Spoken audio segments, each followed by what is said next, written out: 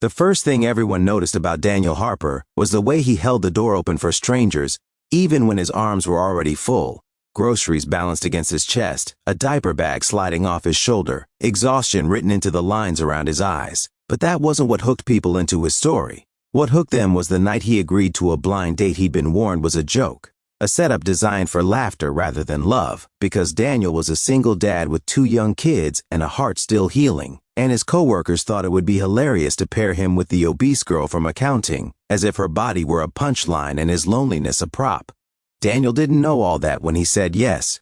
He only knew that on the other end of the phone was a woman named Lily, who sounded nervous and kind, and that after years of declining invitations because babysitters cost money and hope felt expensive, he wanted, just once, to try again. His life had narrowed after his wife died suddenly 3 years earlier, leaving him with a mortgage, a 6-year-old who still slept with the hall light on, and a 4-year-old who asked every night why mommy didn't come home. Daniel learned to measure time in lunches packed, shoes tied, tears wiped, and bills paid. And while he never complained, something in him quietly ached for adult conversation that didn't revolve around schedules or grief. On the night of the date, he nearly canceled. His daughter had a fever, the sitter was late, and the mirror reflected a man who looked older than his 38 years. But then the fever broke. The sitter arrived with a reassuring smile, and Daniel found himself standing outside a modest Italian restaurant, palms sweating, reminding himself that kindness costs nothing. Lily arrived 10 minutes late, breathless, apologetic, her coat half-buttoned, and yes, she was obese, her body taking up space in a way that made people glance twice. But she also had eyes that sparkled with humor and a smile that seemed practiced in resilience, as if she'd learned long ago to lead with warmth in a world that often stared. Daniel saw the flicker of fear cross her face when she caught him looking, not because he was judging her, but because she expected judgment the way some people expect rain, and something inside him settled into clarity. They sat, ordered pasta, exchanged small talk, and when Lily joked nervously about hating blind dates, Daniel laughed and admitted it was his first in years. She asked about his kids, and he spoke of them with a tenderness that surprised him, his voice softening as he described their favorite cartoons and the way his son lined up toy cars by color.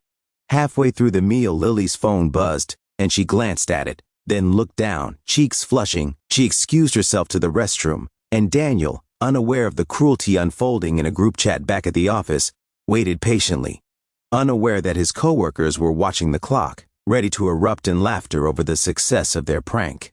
When Lily returned, her eyes were glassy, her smile tighter, and she apologized again, this time for not being what people expect, words that landed between them like a fragile confession. Daniel paused, fork midair, and something in him, the part honed by years of showing up when it hurt, rose to the surface.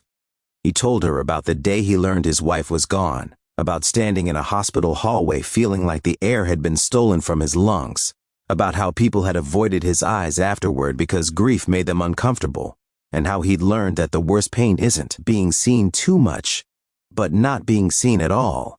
Lily listened, tears slipping free, and confessed that she'd spent her life being reduced to her body, that she'd been the before picture, the joke, the cautionary tale, and that tonight she'd agreed to the date knowing it might be a setup, because hope, even when it hurts, still feels better than invisibility.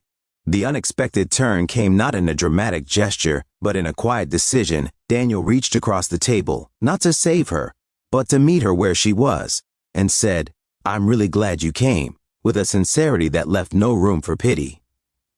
They talked for hours after the plates were cleared, about music and childhood dreams and the strange courage it takes to keep believing in goodness, and when the waiter hinted they needed to close, Daniel walked Lily to her car under a sky stitched with stars. She laughed when he tripped on the curb. He laughed too, and in that shared, ordinary moment something extraordinary happened. 2 people realized they were allowed to take up space as they were. The next morning, the joke unraveled at the office when Daniel's coworkers waited for the punchline and got silence instead. He showed up to work with a calm resolve, thanked them for setting him up, and when they pressed for details, he said simply, "She was wonderful," words that landed heavier than any reprimand. Because kindness has a way of exposing cruelty without raising its voice. Lily, bracing for ridicule, instead received a message from Daniel asking if she'd like to have coffee again. No pretense, no spectacle, just an invitation, and she cried in her car, not because of sadness, but because someone had finally chosen her without conditions. Over the weeks that followed, their connection deepened slowly, deliberately. Built on honesty and shared vulnerability, Daniel introduced Lily to his kids at a park, where she knelt to their level, listened intently, and earned their trust not by trying to impress, but by being present.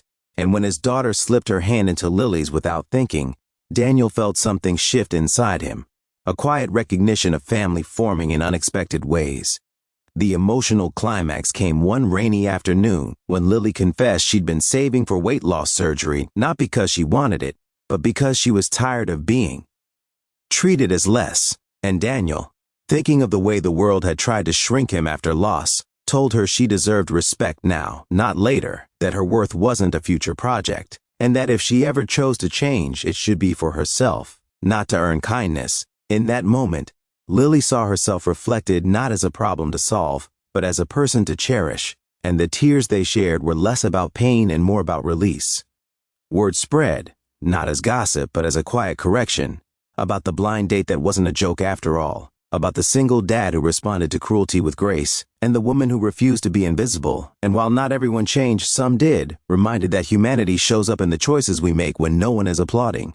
The story doesn't end with a fairy tale bow because life rarely does. It ends with Daniel reading bedtime stories while Lily washes dishes, with laughter echoing through a home stitched together by patience, with two people who met under false pretenses choosing truth instead, and with a message that lingers long after the last word is spoken, that kindness is not naive, that compassion is not weakness, and that when we see one another fully, beyond jokes, beyond bodies, beyond past wounds, we create the kind of hope that doesn't just change a night, but changes lives.